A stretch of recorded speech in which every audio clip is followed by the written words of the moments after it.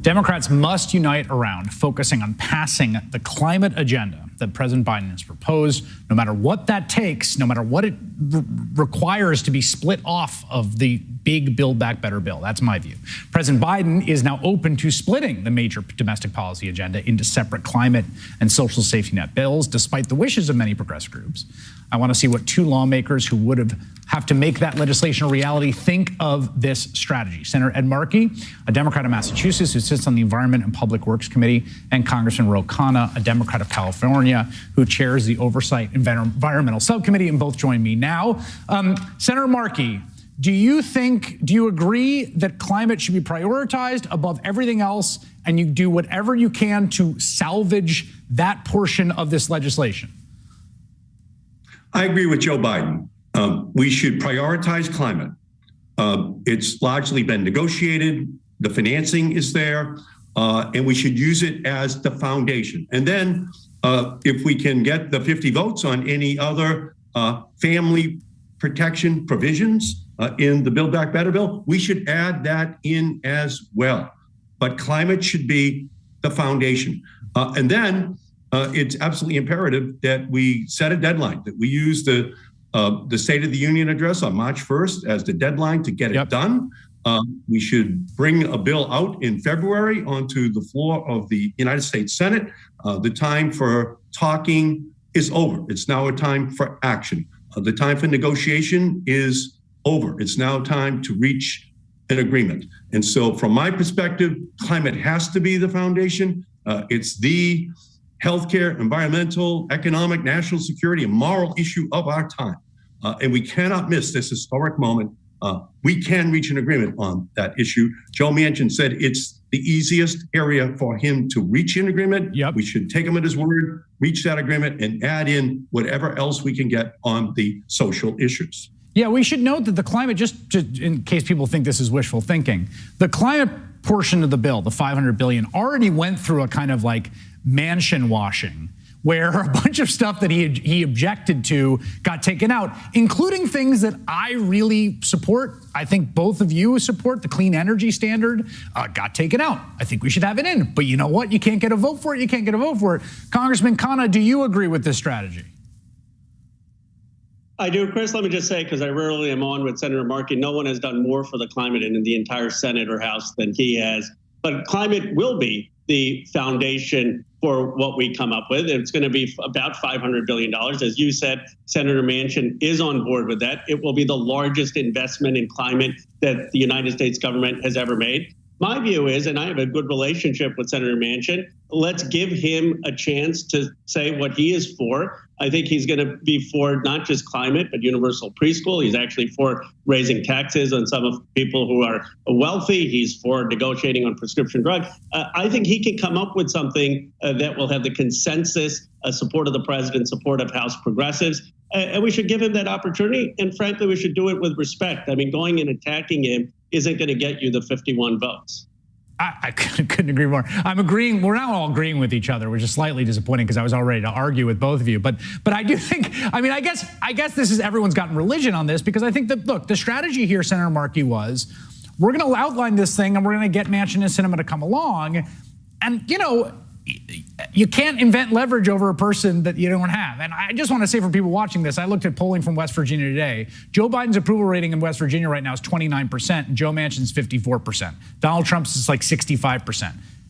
That's West Virginia voters. So, you know, if you can get the West Virginia senator on board for $500 billion in climate spending, Senator Markey, that's not bad. Yeah, Henry Waxman and I from California, we worked hard on a bill. We got it passed through the House in 2009, but a lot of talking, a lot of negotiation in the Senate, and it died. And that was 12 years ago. We've lost a lot of time. We cannot lose the next 10 years. So this is our opportunity to use climate, again, as the foundation. We can do this, but time is running out. Time is our enemy. Time is the friend of the climate denial fossil fuel industry. So if we take advantage of this, and again, Khanna has done a great job leading on this in the House of Representatives and so many other progressives. We have to take a win here.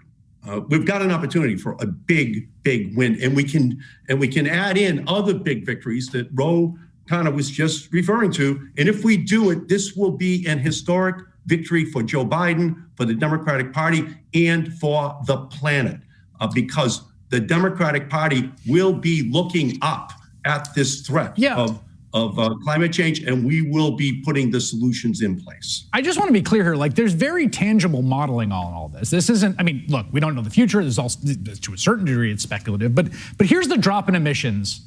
Business as usual, just with the infrastructure bill or with this chunk. Could we put this up? Because I think like the 2030 goal, which is the dotted line there, the current trajectory doesn't get us there. If you could get the climate provisions in Build Back Better, we get there. Now, again, the future is unwritten. Lord knows what happens. But like our best guess is that is the thing that puts us on trajectory. And I want to ask you this, Congressman Khanna, because just to go back to sort of the thesis of the last block, and I know you're not going to pull back the curtain too much, but I'll ask it anyway. When you look back at the ACA and healthcare, right? A lot of that this was unfinished business of the Democratic Party, because the last time there was a Democratic president with a Democratic House and Democratic Senate, it died, right? Clinton care didn't happen. An enormous setback. It was the dream of Harry Truman on forward through Democratic presidents to get some sort of healthcare. Markey, named after the senator on your screen right there with Henry Waxman, was the big unfinished business of domestic policy of the Obama administration. Dodd-Frank passed, the ACA passed, Markey dies in the Senate. My question, Congressman Khanna, is why wasn't it that thing that healthcare was back in 2009 this time around? It was part of an economic message. I think part of it was Donald Trump had just won. All these folks we met had economic anxiety. Jobs had gone offshore. President Biden came and said, I've got to rebuild America. And part of that was the Green New Deal or climate new policies. But it was one piece of the puzzle. But I agree with you. It's the most important piece because it's irreversible. I mean, who knows when we'll have this moment again? And I actually don't think it's that complicated. If you give Senator Manchin the pen, I know some progressives don't like me saying this, but just give him the pen, let him come up with something. I think he's going to come up with something that is going to be extraordinarily much better than nothing on climate. And I think we can get consensus on that. And he will look good in history. Senator Markey, of course, already has a place in history. And Joe Biden will look good in history and will do something for the planet. Is that the feeling in the caucus, Senator Markey, do you think, on your side?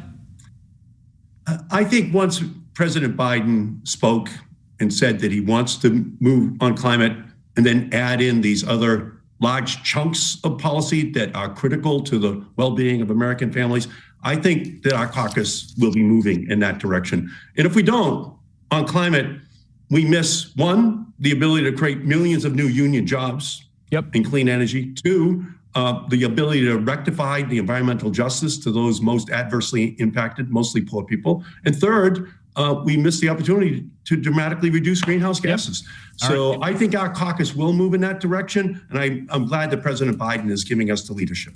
Once again, we've solved all the world's problems here in the final segment. All in. Thank you both, Senator Ed Markey, Congressman Ro Khanna. That was great.